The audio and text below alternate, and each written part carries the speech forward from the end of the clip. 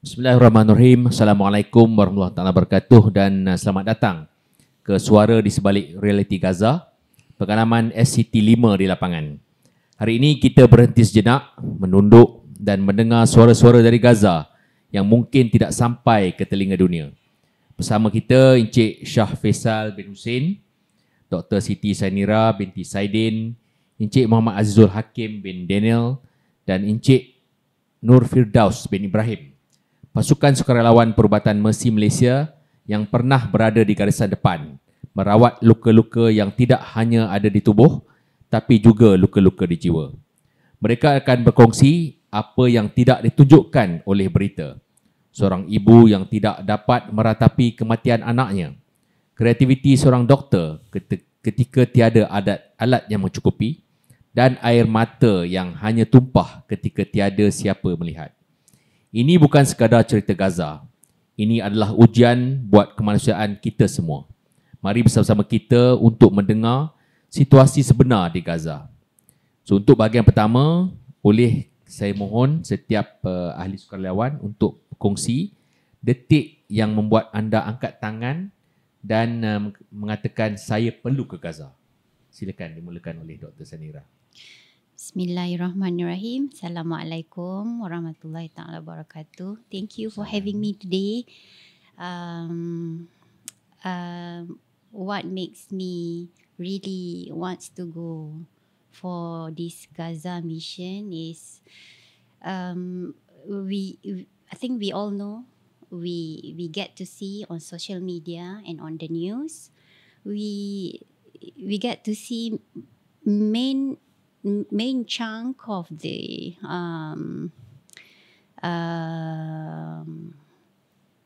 post on the media, the one who is affected by this conflict are children and women. Me being in my line of work, I work a lot with children and women. So I thought, because of this situation, what we see for the last 16 months, that is one of the main driving motivation. I would like to serve them in the best way that I can, inshallah. So, yeah, one of the reason why.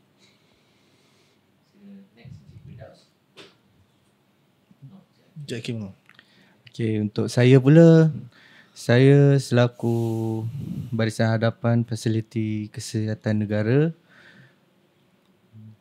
berada dalam situasi diperlukan di Gaza ini dan menjadi tanggungjawab untuk saya.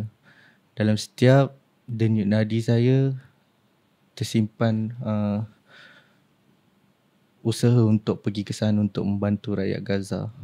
Samping itu saya teruja untuk sama-sama menambah nilai profession saya untuk sama dengan nilai profesional lain dalam dunia kemanusiaan ini. Terima kasih. Bismillahirrahmanirrahim. Bagi saya sebagai seorang Muslim, semua akan terpanggil untuk pergi ke Gaza. Walaupun saya ditawarkan sebagai tukang masak pun saya akan sambutlah panggilan tu kan. Jadi peluang yang saya dapat kali ini sebab dia berkenaan dan berkaitan dengan kerjaya saya. Jadi bila ada peluang, saya tak sanggup untuk berkata tidak. Tak fikir panjang kan. Just buat keputusan dan saya ikut. Alhamdulillah. Alhamdulillah. Terima kasih. Sebagai wakil Muslim Malaysia, Encik Shah Faisal, apakah kriteria utama dalam proses kita memilih ahli pasukan dalam misi yang penuh risiko? Terima kasih Tuan Haji Hakim. Yang pertama sekali, sudah tentu kelayakan yang diminta lah oleh pihak yang menguruskan kemasukan kami. Kalau doktor tu mungkin speciality doktor yang diperlukan pada waktu dan ketika itu. Dan dari segi bidang kesihatan tu bergantung pada keperluan semasa juga pada ketika itu. Jadi itu kriteria pertama. Yang keduanya adalah dari segi individu itu sendiri. Individu itu sangat penting Dan Mercy Malaysia ini adalah pasukan yang kelima. Kita sudah melalui banyak pengalaman daripada SCT pertama sehingga ke SCT yang keempat. Jadi untuk SCT kelima ni pengambilan sukarelawan telah ditapis dengan sebaiknya dari dalam mengikut jabatan-jabatan yang tertentu di dalam Mercy Malaysia.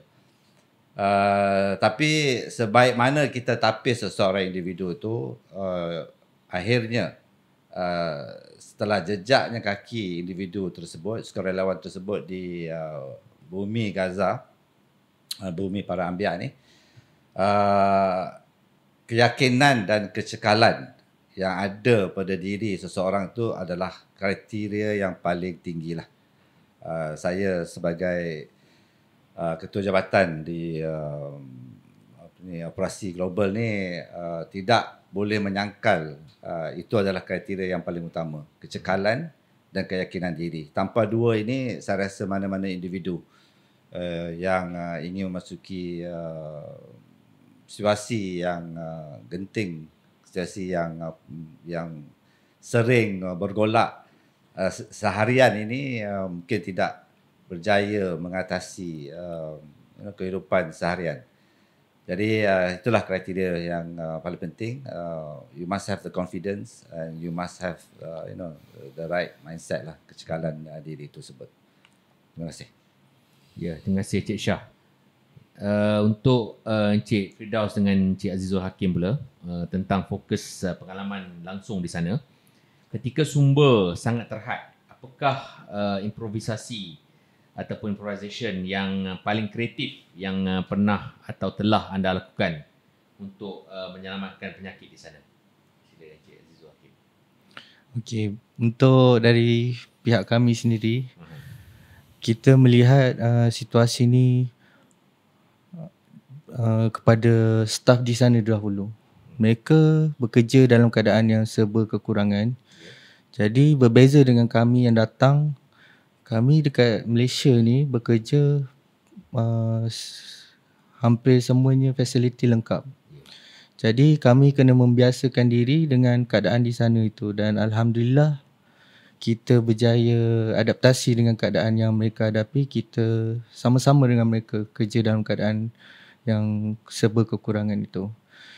Improvisasi yang kita dapat itulah daripada segi kecepatan kita untuk belajar dengan pantas apa yang mereka lakukan di sana.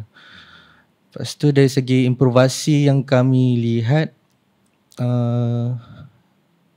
kepada rakyat Palestin sendirilah, mereka kekurangan sumber bahan api. Jadi ketika kami kerja tu, bahan-bahan buangan yang kami dapat daripada plastik, peralatan, botol-botol normal selain tu mereka gunakan balik untuk kegunaan sumber masakan diorang. Itu improvisasi dari pihak rakyat Palestin sendirilah. Itu saja. Bagaimana kalau dengan Encik Firdaus? Bagi saya rasa terkesima. Terkesima tu apa? Saya rasa out of the box lah dia orang punya ni kan. Ada satu ketika tu mesin tengah run. Jadi masa tu chemical untuk disinfect mesin tengah berkurangan lah. Jadi sepatutnya satu mesin tu ada satu botol disinfectant. Jadi apa yang dia orang buat, lepas mesin ni siap, dia orang pindah kantung tu ke mesin yang lain. So dia orang ganti-ganti macam tu lah. Kemudian ada satu ketika tu, masa tu water shortage, air habis. So machinalysis ni tak boleh nak run lah. Dia akan delay treatment. So apa yang dia orang buat, saya tengok sendiri, dia orang angkut air pakai baldi. Dia orang panjat tangki kan. Tu seorang refill baldi, lepas tu bawa dekat tangki tu, dia refill balik tangki-tangki yang kosong tu. Semua manual lah. Semua manual. So dia orang improvise lah kat situ kan. So nak tunggu bekalan air sampai pun dalam setengah jam lori hantar air kan. So untuk counter water shortage tu, dia orang terpaksa buat macam tu lah. Dia cepat pantas bertindak. Pantas bertindak. Boleh tak ceritakan tentang seorang pesakit, sama ada kanak-kanak ataupun ibu tua yang anda paling ingat wajahnya ataupun kata-katanya hingga ke hari ini? Dalam dialisis ni kita selalu berhadapan dengan pesakit sekurang-kurangnya 2 hingga 3 kali seminggu. Jadi bonding, ikatan kami tu cepat lah. Sebab kita selalu berhadapan dengan pesakit. Untuk saya ada teringatkan seorang pesakit saya, seorang remaja berusia lebih kurang 22 tahun. Dia dah 5 tahun menghadapi masalah buah pinggang kronik tahap akhir yang memerlukan rawatan dialisis. Dia fizikalnya bertubuh kecil je, tapi dia selalu datang mendapat rawatan dialisis dalam keadaan bersemangat, dan dia saya rasa berjiwa besar lah. Kerana tindakan dia, tabiat dia, bila dia sampai dia akan cuba sediakan sendiri mesin dia, peralatan dia, dan rakan-rakan shift yang lain juga dia sediakan juga mana yang dia boleh buat kan. Begitu juga bila akhir proses dialisis, selepas dia selesai uruskan hal dia akan bantu rakan-rakan yang lain. Dia bertubuh kecil je dia. Dia tak pulang begitu sajalah. Dia ada cita-cita untuk melakukan pembedahan transplant, dan dia nak datang ke Malaysia sebab dia selalu terdedah dengan iklan-iklan tourism Malaysia. Dia berminat. Saya akan sentiasa mendoakan semoga cita-cita dia tercapai. Mudah-mudahan. Amin, insyaAllah. Bagaimana dengan Encik Firdaus? Yang saya paling tak boleh lupa satu patient lah, saya tak ingat nama dia. Tapi patient ni seorang perempuan lah. Dah 80 tahun kot. Anak dia panggil saya, anak lelaki dia. Anak lelaki dia pun dah 50 tahun tak silap. Dia tanya nama kan, nama siapa? Saya cakap lah Firdaus. Kemudian dia cakap Jannatul Firdaus. Saya pun cakap lah Amin. Kemudian saya tanya dia, Encik jaga mak ke kan? Ya jaga mak, dia kata. Saya pun cakap lah, kita punya Arab tak apa cantik, tak apa pandai. Jadi saya cuma cakap benda simple. Umi Babul Jannah kan. Maksudnya ibu ni pintu syurga. Waktu tu mak dia, muka mak dia yang tengah penat tu, dia jadi muka gembira. Dia macam Masya Allah, ya Allah, dia kata kan. Tabarakallah, hayakumullah, macam-macam lah. So setiap benda yang saya buat dekat dia akan cakap barakallahu fikum. Dia sentiasa doa je sentiasa. Kita tolong betulkan dia punya tape pun. Dia Masya Allah, barakallah, dia macam nak. Dia kalau boleh, mungkin kalau boleh tu, kalau macam saya ni anak dia, mungkin nak cium lah kan. Dia punya nampak lah wajah gembira je tu lah, bersyukur je tu lah. Dia dengar perkataan tu. Perkara simple kan, Umi Abul Jannah. Okey, untuk Dr. Sai pula, di Malaysia kita dah biasa dengan peralatan perubatan yang cukup lengkap dan canggih. Namun di Gaza kita pun sedia maklum dengan infrastruktur yang rosak dan peralatan yang berkurangan. Bagaimana doktor membuat keputusan kritikal dalam keadaan yang sebegitu? My main task dekat Gaza is ICU, OT, but sometimes I make myself useful in the casualty department. So talking about their operation theatre, for a group of people who is living in such situation for the last 16 months, I think their work in make use of everything that they have inside the land is very impressive. Having said that, they don't have the best anesthetic drugs or machines that is available out there. Not that the material is so difficult to get, but the access to the material is difficult for the people inside the land. So imagine this situation, they make use of whatever anesthetic drugs and machine that is available on the side. Me being there, meaning I have to be in that mode as well. Yeah. So some of the anesthetic gas, me being in my generation, some of the gas I've never seen before. I've never used it before.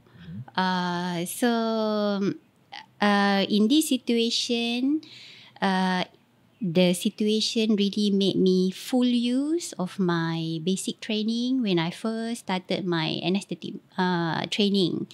When we first started anesthetic training, we learn pharmacology and physiology thoroughly, in and out, so that we know our drugs and human body very well. So while I was working in their operation theatre in their ICU, so those basic drugs yang generation before me used, I get to use it there. And in some situation, those drugs, those basic drugs that is useful to be used in certain surgery, I get to use it, even though in Malaysia setting we use more quality and more better drugs for such surgery. I remember I did 2 brain tumor surgery in that little OT, that little operation theatre, using basic anesthetic drugs that would give a good neurological outcome out of the brain surgery. And after the surgery, it was a 4-hour surgery. After the surgery, we roll the patient to ICU because they need to use the operation theatre fast for the next case to be started. So we roll the patient to ICU, and we awake the patient in ICU. The neurological outcome out of that brain surgery, it's a brain tumor surgery, in such setting was impressive. I am impressed by the patient's outcome, because I use very basic drugs as much as I can to manipulate and make use of whatever that I have. And we get to see the good result. It's I am speechless myself, and I showed the patient to the family, and they were very happy with the outcome. And in the next 3-4 hours after waking up from the surgery, the patient can drink, he can have little bite of food. Out of my 30 days in Gaza, that is, I think, the most joyful moment for me. Very humbling experience. Very Buat kita rasa bersyukur dengan apa yang kita ada kan. Ya Allah. And kita amazed dengan cara how they adapt to the situation and guna apa yang ada di sana. Yes, that situation really, well, seeing is believing, right? So that situation really made me come up with a sentence of they are made different. They are made different. Okay. Encik Shah, sebagai leader of the team, misi ke Gaza ni penuh dengan ketidakpastian.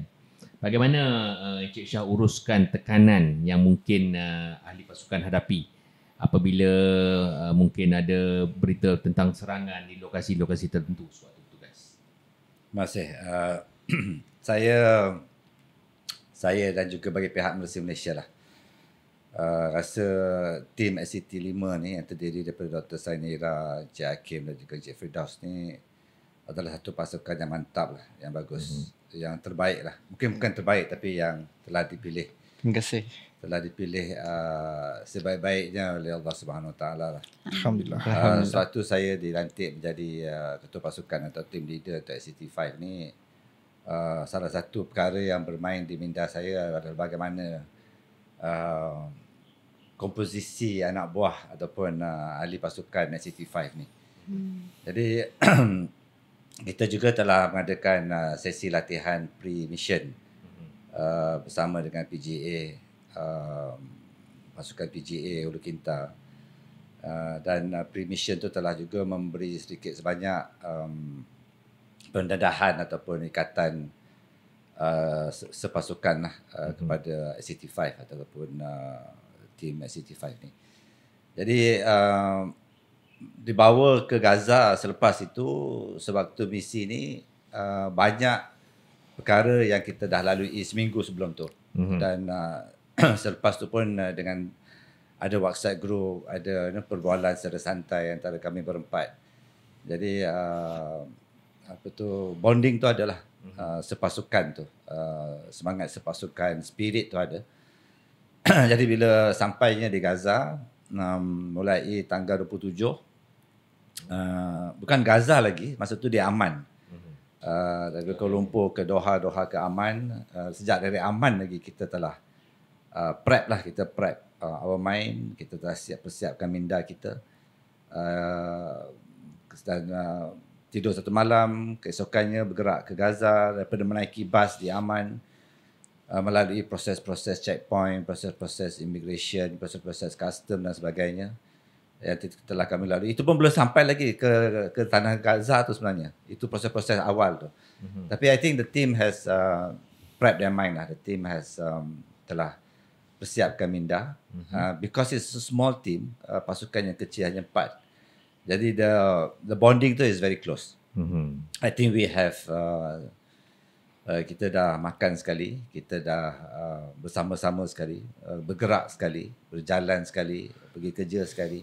I mean, we practically do most of our 24 hours life together, except for tidur dengan mandi-manda je lah kan. Benda-benda yang personal tu, tapi yang selainnya it's always I think 18 hours we are together. So those perkara-perkara tu sikit sebanyak telah memberi sedikit kemudahan dalam saya sebagai ketua pasukan tu untuk mengendalikan pasukan ni. Dan again, individu yang berada di dalam SCT5 ni saya rasa individu yang berdisiplin, sangat berdisiplin, mengikut arahan dengan sebaik-baiknya, dan mengikut segala protokol lah, dan juga SOP telah ditetapkan oleh pihak Malaysia dan juga pihak-pihak tertentu sewaktu keberadaan kami di dalam Gaza lah. Jadi ini telah memudahkan setiap aspek perjalanan kami di Gaza. Jadi pada waktu-waktu yang tertentu yang kami menghadapi saat-saat getir, perkara ini telah dipraktikkan, telah dilakukan bersama-sama, dan telah dapat mengurangkan pendedahan kepada risiko-risiko yang tidak sepatutnya. Dan jika tuan-tuan dan puan ingin tahu, kami tiap-tiap hari 20 serangan bom tu, average lah, yang biasa. Mungkin lebih, tapi 20 tu tiap-tiap hari lah, daripada bangun pagi sampai dah bangun tidur malangkang. Kebanyakannya pada waktu maghrib sampai ke subuh besoknya, waktu gelap atau waktu malam ni. Jadi minggu pertama tu mungkin ada sedikit kegelisahan, kegusaran. Tapi setelah seminggu tu telah menjadi satu perkara yang biasa lah. Jadi untuk pasukan, ahli-ahli pasukan SCT 5 ni untuk mendapat satu sifat ataupun karakter di dalam diri mereka, itu yang saya sebut dekat awal tadi, perlu ada keyakinan. They have the high confidence among themselves. It's individual confidence, and they are cekal. Dia memang cekal lah. Cekal di maknanya dia memang ingin berada di situ dan tetap akan mengikuti prosedur-prosedur yang telah ditentukan. Masa di sana, ada ke Encik Shah lalui situasi di mana perlu melangkaui cara biasa untuk menyelamatkan nyawa? Ada tak pengalaman? Latihan kami bersama PGA Ulu Kinta ataupun pasukan PGA setelah banyak memberi pendedahan yang awal lah di Malaysia.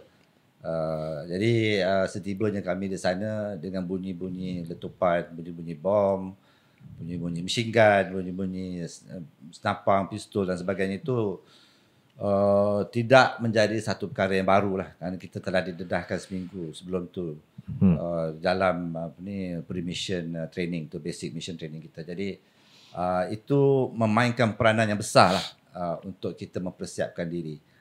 Ada waktu-waktu yang kita lalui, terlalu banyak lah kalau nak ceritakan.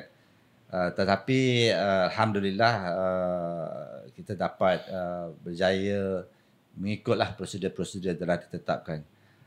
Sehingga kadang-kadang boleh sampai ke tahap kita complacent lah, terleka. Sebab dah biasa sangat sampai terleka kan. Tapi kita harus ingatkan diri kita balik supaya tidak terleka dengan keadaan-keadaan biasa ni ataupun complacent ni ataupun benda yang dah normal ni. Kita harus sentiasa bersiap sedia lah. Kena sentiasa berhati-hati 24 jam sehari. Waktu kita bangun tu sedar tak apa, ni waktu kita tidur tu kadang-kadang menjadi cabaran lah. Tapi Alhamdulillah kita berjaya lah mengatasi segala emosi dan juga mental kami lah. Alhamdulillah. Mungkin Dr. Sai kalau boleh kongsikan ada tak perkara tidak dijangka yang berlaku di sana yang mungkin tak dilaporkan dalam mana-mana media?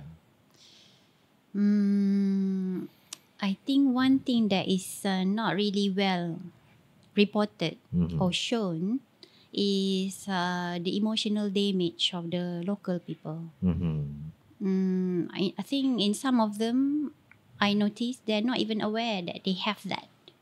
Because they are still in survival mode. They live on a day-to-day basis. Every day is about surviving. Even though when they are at work, they are working in the hospital, but I can see the way they solve issues, the way they manage daily things. They are having an ongoing emotional damage process. In one of the a few situations that I've seen in the casualty department, it's not even department, it's just a few square feet of lobby of area that they converted into emergency department. Everything is there. That floor is the emergency department. That floor has a few rooms which they make it into a makeshift ICU unit, and another corner a bit more, just about few steps away, they convert the room become operation theatre. In this small floor plan of area that is still available and intact, space for family member to grieve is very limited in terms of floor space and time. The place get crowded very fast. So for a family to mourn over a death of their family member, they probably get about 5 or 10 minutes of pouring out their sadness and frustration, devastation. And after 10 minutes, they had to wrap it up and walk away and clear the floor, so that another family can mourn on that same floor for their for another shuhada, for another death. That scene I've never seen ever in my life. I've been in service. I've been serving patients in healthcare service for 17 years. I've never seen such situation. that situation is not normal, and I don't think they I don't think they realize it's not normal. Grieving process is 6 months, and they only get 10 tops minutes to like pour it out, and they have to wrap it up and Move on they to need the next patient. move to the next patient, and they need to get the space and the floor clean and ready for the next mass casualty event to come. They have been in this situation for 17 months. They are so good Non-stop. at it that they can clear the floor and wrap up their devastated emotion in 10-15 minutes. That is Laju lah. not normal. That is what I would say. I think I'm not very good at analyzing emotion, but I think the whole thing is emotional and ongoing emotional damage that we do not see in social media, and I haven't seen anyone post anything about that. Not even the local or any press or news. Pengalaman yang sungguh luar biasa. Very indeed. Masya Allah. Cik Hakim, ada apa-apa yang boleh dikongsikan yang mungkin belum dilaporkan di mana-mana? Ya, kita selalu dilaporkan dengan kemusnahan apa semua itu. Tapi kita lupa bagaimana cara dia membangunkan semula Gaza. Secara cepat lah, mereka sangat berusaha untuk buat bangunan baru, untuk meneruskan rawatan, buat suatu kawasan untuk meneruskan perniagaan. Mereka membantu Masih antara berniaga satu walaupun sama. dalam keadaan yang Ya, semasa Ada kita kucak-kacir. semasa kita dalam perjalanan untuk pergi kerja tu, kita nampak mereka membangunkan juga kawasan untuk dia berniaga sendiri, untuk mudahkan tempat dia mengambil air contohnya. Kecekalan rakyat Palestin tu sendirilah kita dapat lihat. Dan di samping itu juga kita boleh lihat macam mana cara dia orang menyambut tetamu. Dan kita menghadapi, kita merasai sendiri pengalaman tu, bagaimana diorang dalam serba kekurangan, diorang cuba untuk memberi apa yang setakat mereka mampu untuk tetamu mereka. Kami lah, bukan kami ingin dilayan sebagai tetamu, tapi itu sifat peribadi diorang sendiri. Sunnah yang mereka dapat daripada Rasulullah SAW. Jadi walaupun hanya dengan teh-o dan herba marmaria itu, mereka cuba juga bagi kita rasa dengan hubus, sejenis roti, dengan falafel, dengan kita pun ikan rasa kering. macam memang dihargai kan? Mereka hendak Baikkan berkongsi keadaan. dengan kami kan. Bayangkan kalau mereka ada semua kelengkapan, mereka ada semua sumber. Mungkin lagi meriah cara diorang sambut tetamu. Itu yang kita tak nampak. Kita hanya merasai.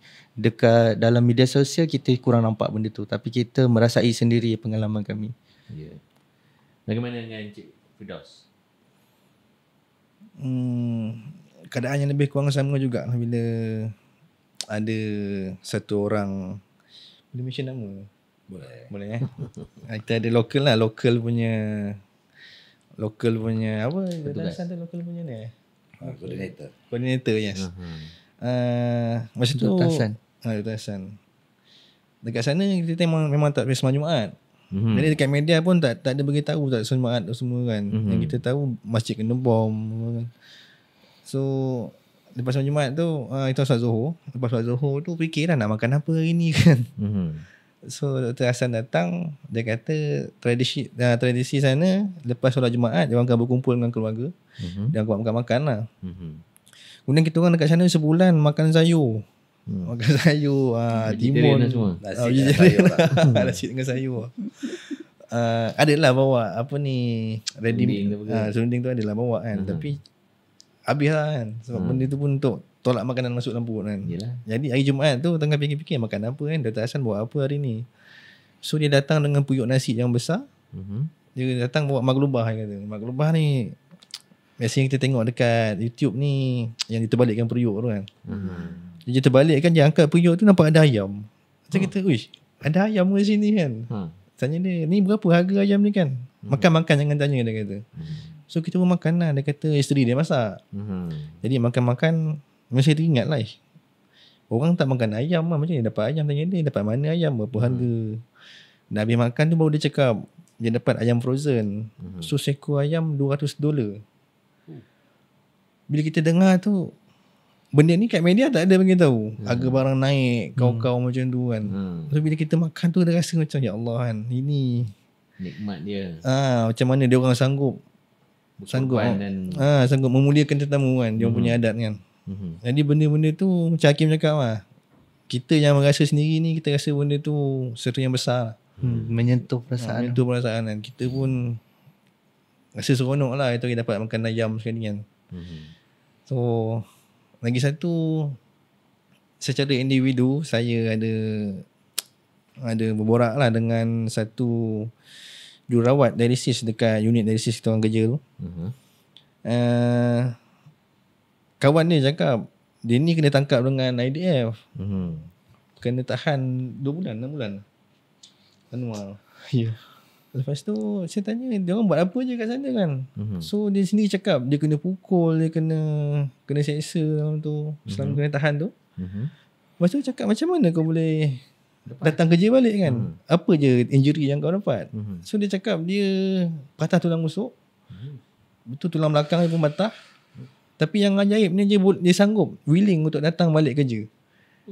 Dan dalam keadaan yang gitu. dalam keadaan yang lepas dia dah recover lah. Cumanya bila saya tanya balik, macam mana sanggup datang kerja kan? Banyak ke dibayar untuk gaji kan? So saya dapat tahu daripada dia orang dibayar 2 bulan sekali, 800 shekel saja. Itu separuh daripada gaji. 800 betul lebih tak? Tak, 800. Saya rasa RM1 bersamaan dengan 1 shekel. 400. Jadi 2 bulan sekali dapat gaji. RM400. Jadi dia Dan punya harga barang mahal. harga barang mahal. Gaji banyak tu je. Gaji banyak tu je. Lepas tu masih lagi kan. Itu belum masuk lagi yang nurse yang bekerja sebagai volunteer. Volunteer bukan kejap-kejap tu kan. Dia kerja dalam 2 tahun, 3 tahun jadi volunteer tanpa gaji. Tanpa gaji. Tanpa gaji. Sanggup. Memang pure volunteer punya. Yang pure volunteer. Dia ni lah, give back to the society lah. Dia kalau tak duduk rumah pun tak ada buat apa, jadi dia volunteer lah. Volunteer tu maksudnya dia tetap pergi kerja lah. Saya sebut pasal makanan ni, kita makan sehari sekali je. Tuan-tuan dan puan, kita sehari sekali lah ICT5 ni. Bukan nak cerita pasal meraih simpati ni, tapi itulah hakikat dia. Dan kita pun bukan nak makan banyak, sebab kita tahu penduduk-penduduk yang terkesan tu pun tak makan. Ada yang tak makan berharian, ada tak makan seharian. Jadi kita pun mungkin tak sampai hati dan tak tergamak lah nak makan semewah-mewahnya. Tetapi by default lah, memang telah ditentukan kami hanya diberi makan sehari sekali lah pada jam 4 petang. Jadi bila kami balik masuk kerja pukul 8, 7.30 pagi tu, 8, habis kerja pukul 4 tu, balik ke bilik penginapan baru kita di serve. And that is the breakfast, lunch and dinner. Jadi pandai-pandai lah catu makan tu untuk breakfast besoknya dan lunch tengah hari, dinner malam tu. Tapi cukup lah, Alhamdulillah. Rasa 4-4 kami berada di sana tak ada pula rasa nak makan banyak. Walaupun rindu dengan ayam dan daging dan kambing dan sebagainya di kedai-kedai nasi kandar, kedai-kedai makcik yang jual nasi nasi bungkus tu. Nasi bungkus. Tapi di sana kami terimalah hakikat dia bahawa hanya nasi dan juga sayur lah. Dan itu saya rasa salah satu benda juga yang tak dilaporkan. Bukan tak dilaporkan, yang bagi mereka yang pergi untuk misi kemanusiaan yang betul-betul masuk ke dalam Gaza ni akan merasai lah. Jadi kita merasai apa penduduk di sana merasai juga. Tinggal lagi kita lebih beruntung. Kurang-kurangnya ada makanan sehari sekali itu berbanding dengan mereka yang mungkin tidak ada langsung pada hari tersebut. Tapi itu telah memberi satu kesedaran kepada kami jugalah dari segi nikmat dia. Dari segi timbullah ada sikit keinsafan di situ. Dan ini adalah perkara yang ingin kami bawa pulang juga bercerita dengan tuan-tuan perempuan agar ia dapat menjadi satu iktibar pemangkin kepada tuan-tuan perempuan yang ingin bersama-sama dengan Bersih Malaysia untuk menjayakan program-program dan juga aktiviti kami di dalam Gaza tersebut. Seperti mana yang kita tahulah, makan tu memang penting. Makanan adalah penting. Makan tu perlu ada setiap hari. Tapi ini adalah hakikatnya yang sedang berlaku pada ketika ini di Gaza lah. Jadi itu sikit sebanyak lah benda yang kadang-kadang kita tak expect, tak sangka berlaku. Terima kasih Encik Shah. Kembali kepada Dr. Sai, dalam misi di Gaza ni, seluruh pasukan melalui saat di mana badan ada kalanya terlalu letih dan mungkin jiwa terlalu luka. Boleh tak Dr. Sai kongsikan pengalaman sepasukan tentang dilema yang dihadapi ini? While 30 days in Gaza, we work almost every day. Yeah. We appoint one day, which is Friday, for us to have a rest day, so that we are not burn out. we don't meet any burnout moment. Mm-hmm. But towards the end of the 30 days, I worked so hard. Mm-hmm. There were times I work until petang lah, sampai 6 p.m. There's one day I got so tired while doing the case. Mm-hmm. In my mind, I need to finish this fast so that I can just go back to the room and collapse. Masa habis, I was doing a pain intervention work at Nasir. I can mention the hospital, right? Boleh. At the Al Nasir Hospital. We did 3 OT cases that evening. In the morning, we started a pain clinic for the anesthesia department. The first pain clinic ever in Al Nasir Hospital. And The only pain management doctor in Gaza Strip at that time. at that time. Yes. Dr. Sainira kita. So and the team has just been introduced with the knowledge and the practicality of pain intervention. The team was being introduced of such technique by another doctor from America. He's a physician who is practicing pain intervention. So while when I arrived in Al Nasir Hospital, the head of department of anesthesia get to know that I had such knowledge. So we had a long talk in the day of arrival. So I asked him what have he learned, or what have he been taught. So from there I assessed what else can I top up on his knowledge. So the next day is he told me a pain clinic will be started tomorrow. So I got so excited. He had lined up a few patients. So we see a few patients. We did some treatment in the clinic, and we schedule and prepare a few patients for the afternoon session in the operation theatre. So that was a long day. Towards the end of the operation theatre session in the evening, I got so tired. I feel like crying, but not out of sadness or whatever. It's just exhaustion. So after everything finished, the patient feel glad everything was alright. So I went back to the like sort of on-call room. That is our accommodation there. I lie down. I had to put my feet up just to get the blood drain back to my head, I guess.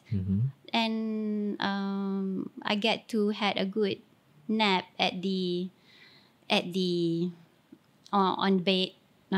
So yeah, that was the most exhaustive day and moment for me in that 30 days in Gaza. But it was exhaustive, but it was very fruitful. and I'm so glad we had that session for that team there. Tapi itu hari ke-27 lah tu kan?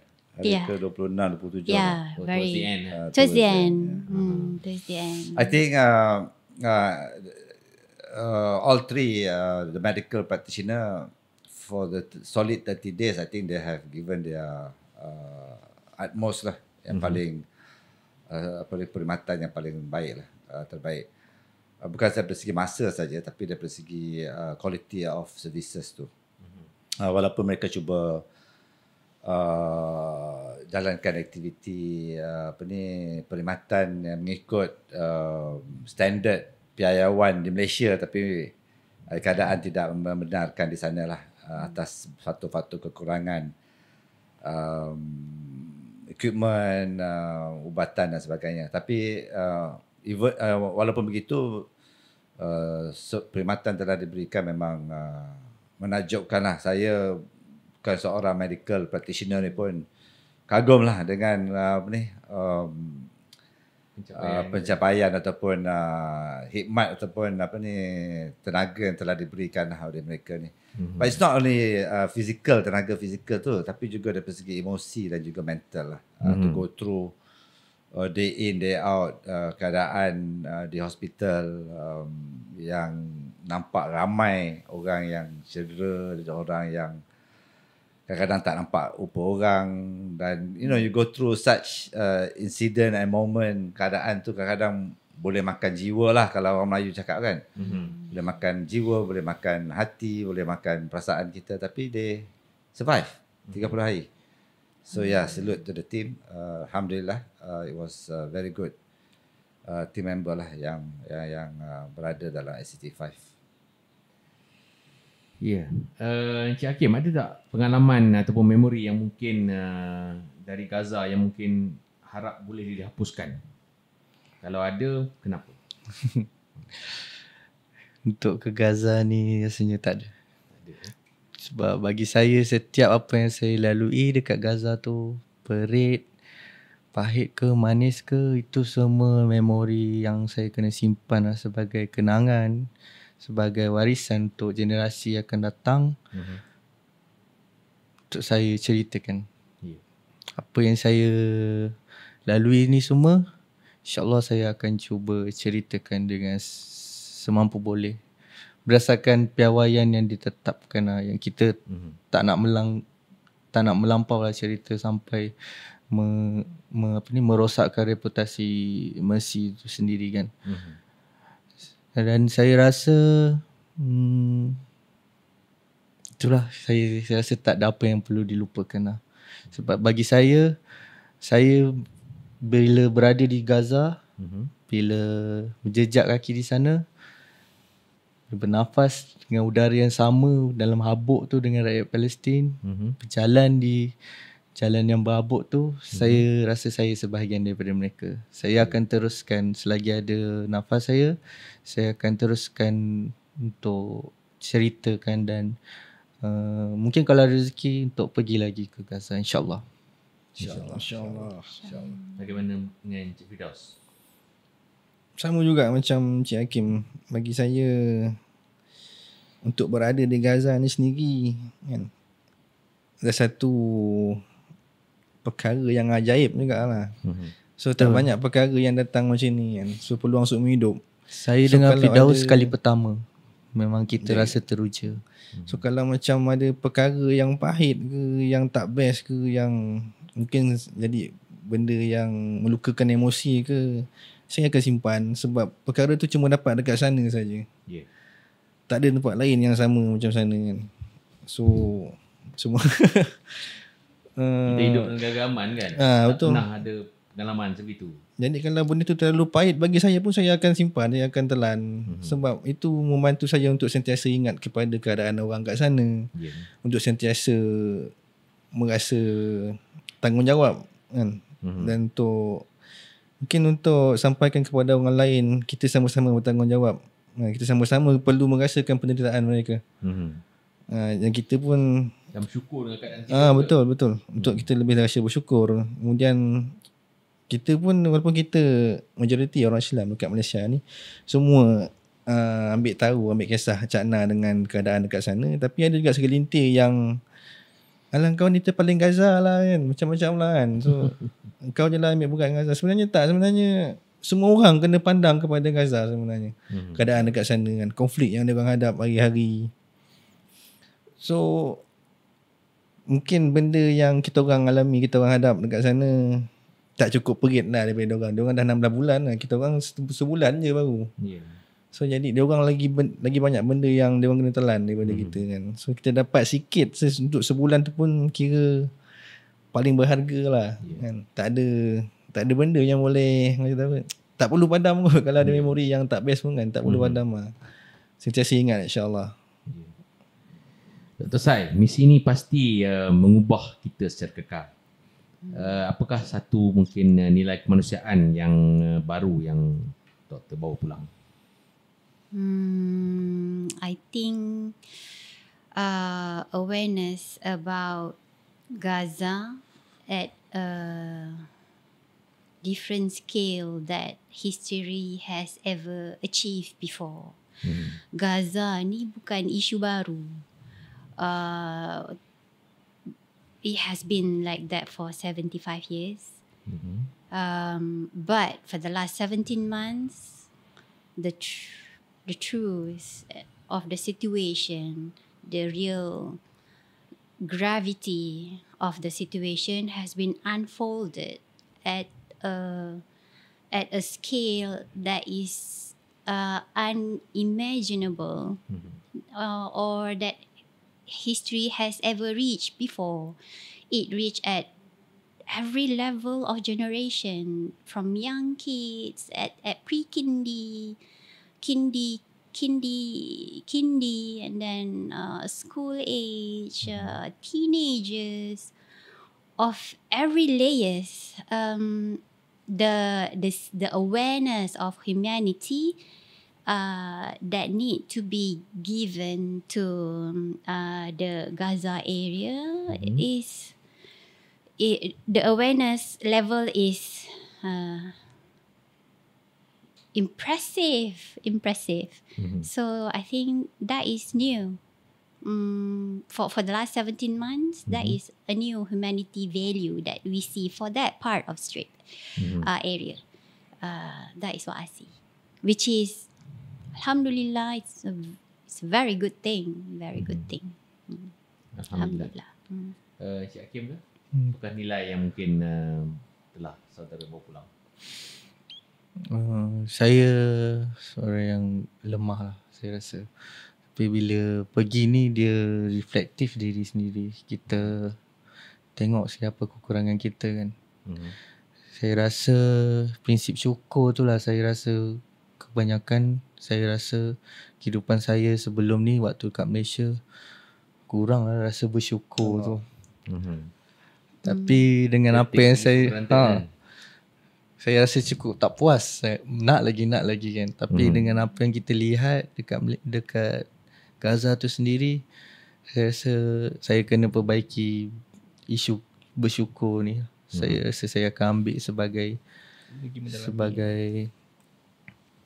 motivasi untuk diri sendiri dan untuk keluarga saya lah. Lepas tu dari segi pengorbanan mereka lah. Pengorbanan mereka yang saya nampak dari bagaimana mereka bekerja, volunteer untuk fasiliti kesihatan mereka. Walaupun tanpa imbuhan, tanpa janji materialis, tapi mereka tetap teruskan untuk bagi perkhidmatan kepada pesakit-pesakit dia. Itu staf-staf kesihatan yang rakan-rakan saya yang bekerja dekat dialisis Ashifa tu lah.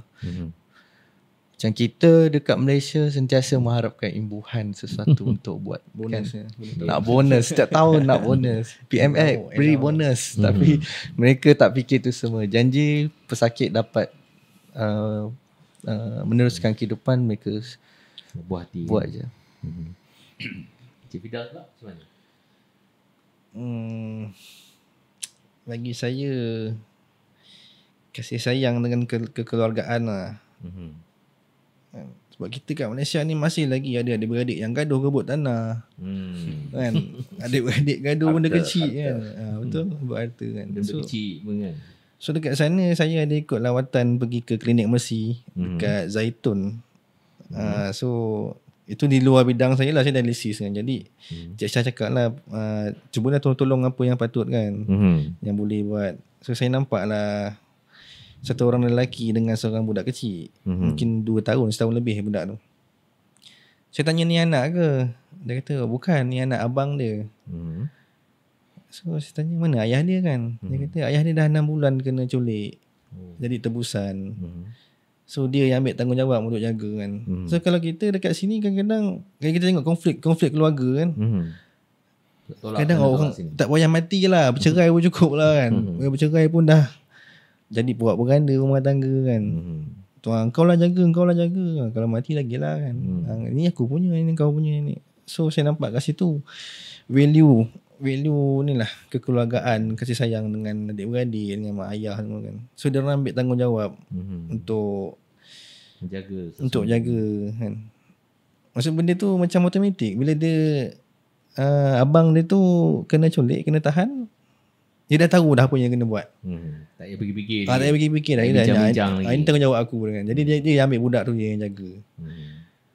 So dekat value tu lah yang kurang yang saya nampak dalam Malaysia ni. Even dalam keluarga sendiri pun ada juga kan, kita kena gaduh dengan adik-beradik kan. So bila kita balik macam, ya Allah kan, macam mana kita nak sampai level macam tu kan. Dia orang hantar pergi Gaza lah. Hantar pergi Gaza. Gaduh adik-beradik kan, hantar pergi Gaza kan. So tu dah saya nampak kat situ. Rakyat Malaysia pun lah, mana yang gaduh ni pasal isu tribal, isu kecil-kecil, dia kadang-kadang kena pergi hantar lah ke kawasan-kawasan konflik ni supaya ada sedar sikit, ambil iktibar sikit daripada apa. Kadang-kadang ramai yang bergaduh perkara kecil ni kat Malaysia ni, dia tak keluar daripada Malaysia, dia tak nampak dunia luar tu. Jadi dia nampak dunia di Malaysia saja tu, yang kadang-kadang sekecil-kecil benda pun jadi besar kan. Kalau dah pergi kat luar tu, kita mungkin ada sampai sikit kesedaran dia lah. Ya. Cik Syah, sebagai team leader untuk pendengar kita yang mungkin ingin membantu di luar sana, selain daripada sumbangan derma, apakah satu tindakan konkret yang mungkin boleh mereka lakukan pada hari ini untuk Gaza? Sumbangan derma tu yang paling penting lah. We need the money. We are not lying. Kita tidak menidakkan. Kita perlu dana kewangan tersebut untuk meneruskan aktiviti program-program kita. Bukan sahaja di Gaza tetapi juga di tempat-tempat lain yang kita sedang berkhidmat. We are currently active in 12 countries, 12 negara. We have been in 33 countries, kita pernah berada di 33 negara. We are also active in Middle East now, di Timur Tengah, daripada Gaza, Lebanon, Syria, Yemen. Itu adalah aktiviti dan projek yang sedang, bukan yang akan, tapi yang sedang berjalan. Dan kami ingin teruskan dengan aktiviti tersebut, terutamanya di 4 negara ini. Kita juga akan berada di Sudan nanti. Kita sedang ada tim yang sedang berada di Myanmar, membantu kedua-dua belah pihak, Rohingya dan juga the Buddhist community. Kita berada di Philippines, banyak negara, dan dana kewangan tersebut dah sangat-sangat diperlukan. Tetapi selain daripada dana itu, repost lah share kami, posting-posting kami di social media, di IG dan juga di Facebook. Help us to repost, to create awareness. Tolong bantu kami untuk memberi kesedaran. Cerita-cerita yang telah kami sampaikan di IG ataupun di Facebook, di TikTok dan sebagainya, bukanlah untuk mengangkat martabat ataupun posisi kami di mana-mana pertandingan, tapi semata-mata untuk memberi seikhlas-ikhlasnya untuk memberi pendedahan kepada apa yang berlaku. Dan tuan-tuan dan puan-puan, saya rasa sudah maklum bahawa kebanyakan ataupun most of our activity, kebanyakan aktiviti dan program projek yang kami jalankan di negara-negara luar dijalankan sendiri oleh Mercy Malaysia. Bukan third party, tapi sendiri oleh Mercy Malaysia. Ada pasukan Mercy Malaysia di lapangan yang dibiayai terus oleh Mercy Malaysia. Dan kadang-kadangnya kita ada, bukan kadang-kadang tapi sering kali kita menghantar sukarelawan-sukarelawan ke negara-negara tersebut sebagai wakil rakyat Malaysia berada di bumi-bumi tersebut untuk melaksanakan program dan juga aktiviti projek yang kami telah rancangkan. Jadi ini sedikit sebanyak membawa bukan saja the Malaysian present dari segi bendera kita berkibar, tapi juga dari segi rakyat Malaysia sendiri yang melaksanakan aktiviti tersebut. Sebab tu kita sangat bersyukur dan berterima kasih pada pihak-pihak yang telah membenarkan kami masuk ke Gaza untuk pasukan yang kelima sekarang ni, 28-32 sukarelawan telah masuki Gaza melalui Mercy Malaysia, dan kita dapat menjayakan, telah dapat melaksanakan program dan aktiviti secara langsung dengan dana yang kami bawa, yang kami terima dari tuan perempuan di Kuala Lumpur terus ke Gaza dan terus dilaksanakan oleh kumpulan-kumpulan ataupun ahli-ahli pasukan daripada Mercy Malaysia. Jadi hasrat saya agar tuan dan perempuan dapat meneruskan sumbangan kepada Mercy Malaysia, dapat terus repost IG dan Facebook, social media story kita di akaun-akaun tuan dan perempuan secara peribadi, supaya ia menjadi satu kesedaran yang lebih besar. The reach is bigger lah. Saya yakin tuan-tuan dan perempuan friends ataupun ahli dalam social media lebih besar daripada Mercy Malaysia mungkin. Jadi tolong share. Dan yang ketiganya, jadilah sukarelawan bersama kami Mercy Malaysia. Ada link-link yang tertera di website kami, di social media kami, bagaimana cara untuk menjadi sukarelawan. Tapi kita tak bolehlah bawa semua ke Gaza ataupun ke Syria dan sebagainya. Itu rezeki masing-masing lah.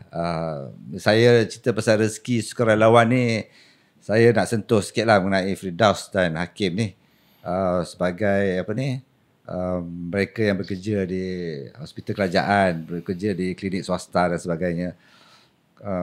Awal-awal kalau saya tanya dia orang pernah tak terfikir ni kan, bukan saja Gaza ni, tak terfikir langsung nak pergi ke negara-negara yang tertentu, apa lagi Gaza kan. Tapi rezeki itu telah ditetapkan oleh Allah Subhanahu Wa Taala. Kalau kita yakin dengan perjalanan hidup kita, yalah, peluang tu akan diberi. Dan siapa sangka ketiga-tiga mereka buat pertama kalinya telah jejak kaki di bumi Gaza. Saya rasa ramai tuan-tuan dan perempuan di luar sana juga ingin menjejak kaki di sana. Tapi mereka telah dipilih untuk melaksanakan amanah bersama-sama dengan amanah yang telah diberikan bersama-sama dengan rakyat Palestin. Dan ini adalah salah satu benda lah yang telah membuka semangat lah bagi mereka untuk menjadi sukarelawan.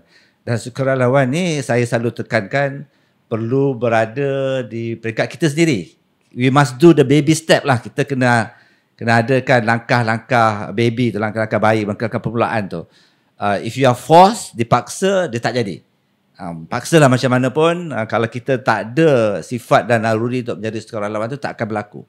Tapi we ourselves, kita sendiri perlu perlu adakan langkah-langkah kecil tu dengan register, pergi untuk latihan-latihan tertentu, memperbanyakkan fahaman kita mengenai prosedur-prosedur bukan prosedur tapi mengenai information mengenai sukarelawan.